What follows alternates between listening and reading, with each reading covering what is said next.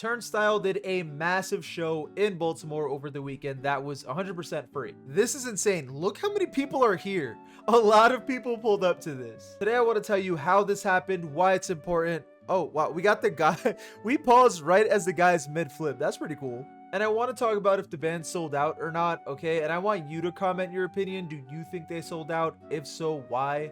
It's okay to disagree, by the way, just saying. But that's a topic that never gets old, so I do want to talk about it. Now, the band announced that May 10th, this show was going to happen, all right? 6 p.m., it's going to be free. Turnstile in Baltimore at the Wyman Park Dell. 3 very big things here. 1, it's Turnstile, okay? Turnstile is massive at the moment. The band became so popular, they not only got nominated for a few Grammys, but they were also on some late night shows and they signed to Roadrunner Records. I'm sure you know, but this is a very massive band. The second thing I wanted to bring up is the show is free, okay? You could just pull up to Baltimore no matter who you are, where you're from, you just pull up, enjoy the set. And the third thing is this is in Baltimore where Turnstile is from. And in case you don't know, typically for a band, the hometown show is going to be the biggest. That's going to have the most people for that band. And I'm 1000% positive people travel to the show, all right? If you see this show is going down and you live an hour away, tell me you're not going to pull up. Like, be real, dude. If you had the chance to see one of your favorite bands live for free, tell me you're not going to travel like 3 hours, 4 hours for that. Maybe not 4. I don't know. It depends who it is. It depends who you are. But yeah, it's free. It's in their hometown.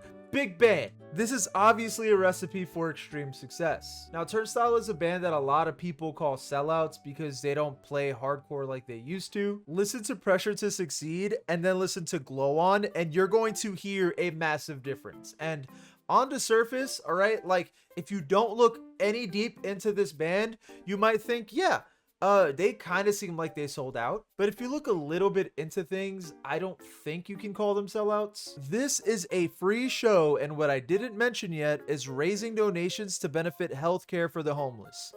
That seems pretty punk to me. To have a no barrier show when you're as successful as this band, that's pretty punk to me. Like, yeah, it's true they don't play hardcore like they used to, but hardcore has always been a little bit more than the music. Turnstile kind of stays true to the hardcore roots by doing things like this. Like, they didn't lose that sense of community. They maintained a strong connection to hardcore by having that side project Trapped Under Ice. This is a band that's not afraid of their hardcore roots. They wear hardcore very proudly. Like, yeah, this is a scene we came from. We're proud of it. We don't give a fuck how we sound right now. They even have this newer song that's called Birds. It kind of pays homage to their hardcore roots. I wouldn't consider it a hardcore song, but it definitely has hardcore influence. And in general, I think it'd be completely different if they kind of used hardcore to get to where they are today and kind of just like look past it like, yeah, we used to be a hardcore band, whatever, we don't really give a fuck about that anymore. Like, that would be completely different. Just imagine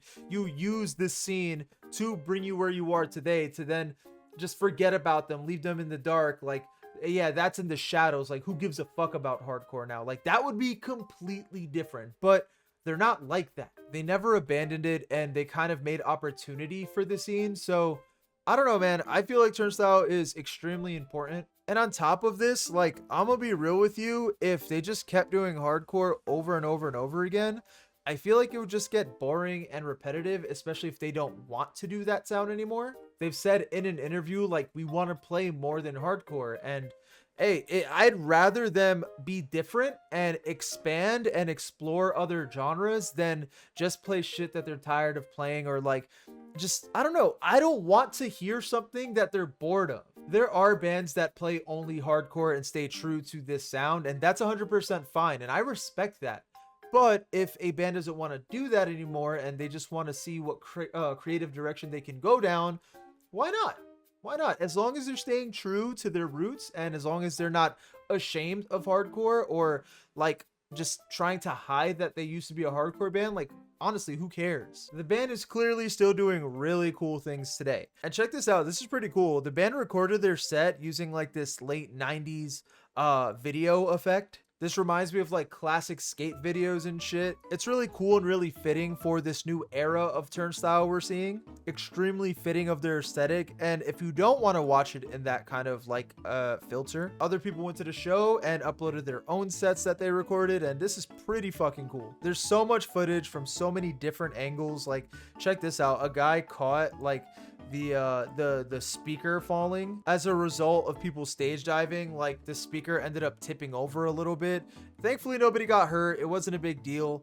But yeah, like, people got a bunch of different angles, just a lot of really cool shit. Look how many people pulled up to this shit, dude. It's so fucking insane. And on Twitter, people were like noticing that a lot of people stage diving are like the younger crowd. Like, you got some kids, and I saw one, there's like an old guy crowd surfing too. Not to say that it's only kids, but people are excited to see that it's like younger people getting into this kind of music. I think people are excited to see what the newer generation has in store for us when it comes to this genre. Hardcore is at a great spot right now, and I agree. Like, I am really excited to see what the evolution is going to sound like.